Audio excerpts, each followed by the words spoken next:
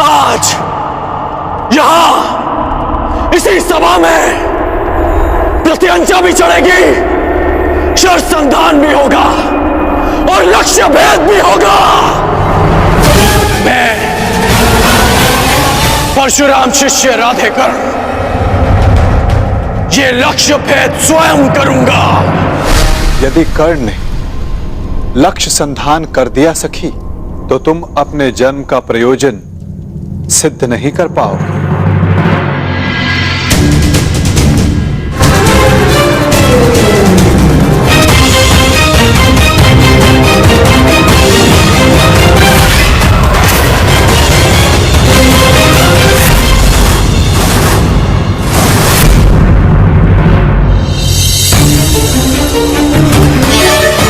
अद्भुत, अद्भुत कर्ण।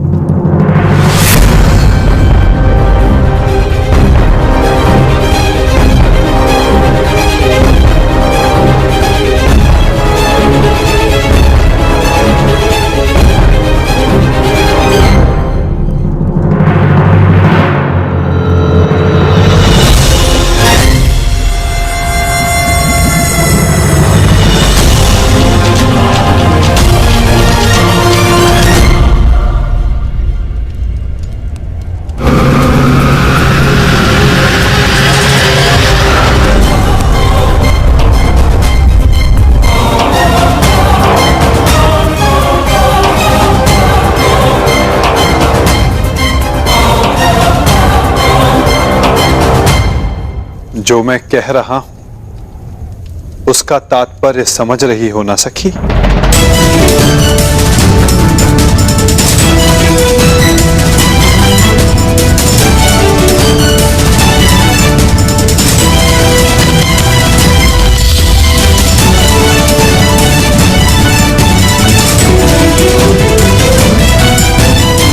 बिना देखे आपने लक्ष्य संधान कैसे किया?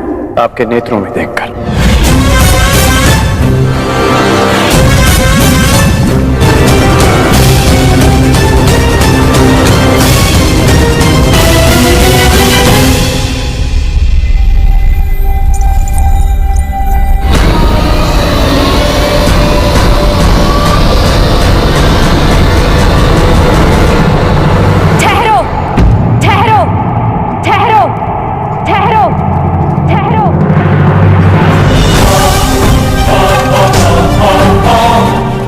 संधान नहीं होगा।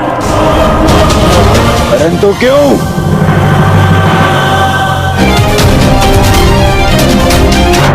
क्योंकि मैं एक सूत पुत्र से विवाह नहीं करूंगी।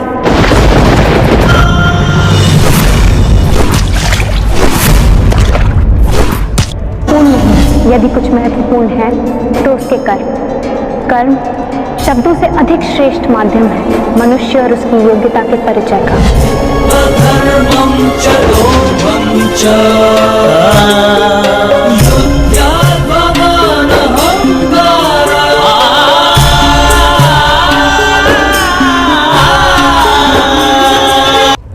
बधाई हो याज्ञसेनी, आज आपने सिद्ध कर दिया कि कभी कभी शब्द कर्म से अधिक श्रेष्ठ माध्यम होते हैं। व्यतीत ना होकर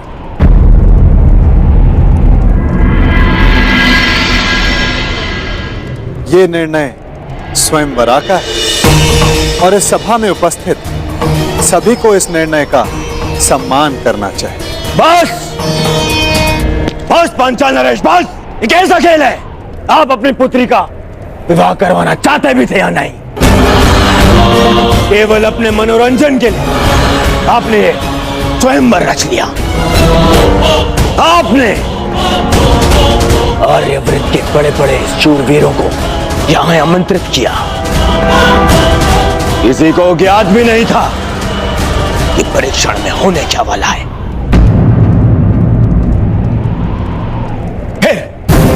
एक विचित्र सी शर्त रख दी आपने स्वयंवर की, और जब अंगराज इस परीक्षण में सफल होने वाले थे तो आपकी पुत्री द्रौपदी ने इन्हें रोक दिया। ये स्वयंवर नहीं है, छल है, छल।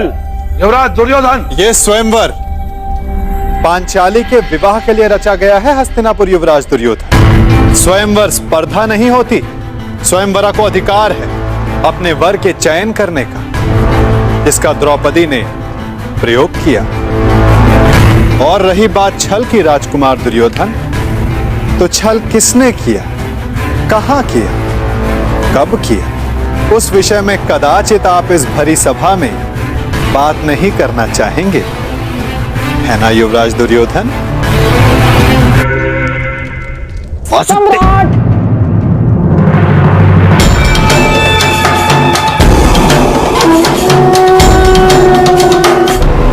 मैं यहां उपस्थित सभी राजवंशियों की ओर से कुमारी द्रौपदी के निर्णय का समर्थन करता हूं। मुझे तो युवराज दुर्योधन की सोच पे आश्चर्य हो रहा है। राजकुल से होकर भी ये उन्होंने सोच कैसे लिया कि पांचाल नरेश अपनी पुत्री का विवाह एक सूत पुत्र से करेंगे।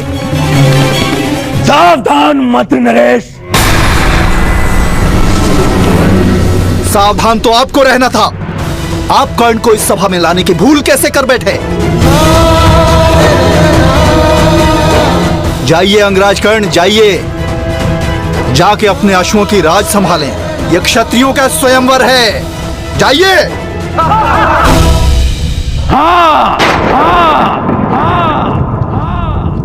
मैं एक सूत पुत्र हूं और मुझे गर्व है कि स्वयं को क्षत्रिय समझने का अभिमान करने वाले महारथियों का मार्गदर्शन एक सूत ही करता है। पथ निर्धारित करने वालों को यह नहीं भूलना चाहिए, जो खड्ग और गदा हाथ में लेकर वो वीर होने का दम भरते हैं, उसे कोई क्षत्रिय नहीं, एक लोहार बनाता है। जो अन्न वो खाते हैं उसे किसान उपजाता है।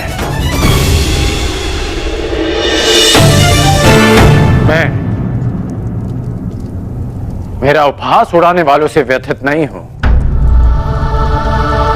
क्योंकि मैं इनकी सोच वर्षों से जानता हूं।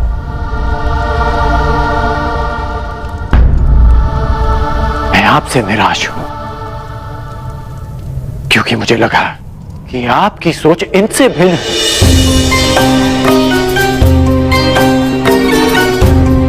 इस अपमान को सहने की क्षमता स्वयं में लाने के लिए मुझे वर्षों लग गए, परंतु आश्चर्य इस बात का है कि एक सूत का अपमान करना, उससे घृणा करना, कुछ दिन पहले जन्मी पांचाली इतना शीघ्र सीख गए, कैसे? कुछ दिवस पूर्व किसी ने मुझसे कहा था कि हर कर्म अपना परिणाम साथ लेकर चलता है। तो सुनिए याज्ञसेनी कि जो आज आपने मेरा अपमान किया, उस अपमान का परिणाम आपको अवश्य मिलेगा। इस कर्म का फल आप अवश्य भोगेंगे। आपके शब्दों के गूंज का नाद जीवन भर आपको सुनाई देता रहेगा। स्मरण रहे।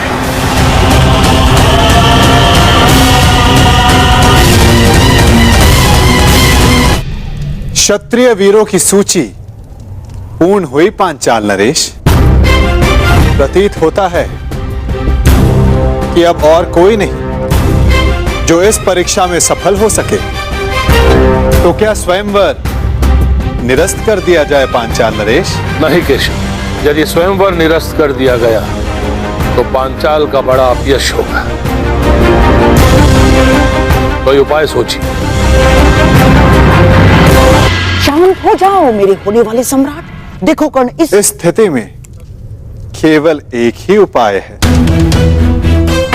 स्वयंवर संपन्न हुआ, हमें यहां से चलना चाहिए। कि स्वयंवर सर्वसाधारण के लिए खोल दिया जाए, किसी को भी लक्ष्य भेद करने का अधिकार और अवसर दिया जाए।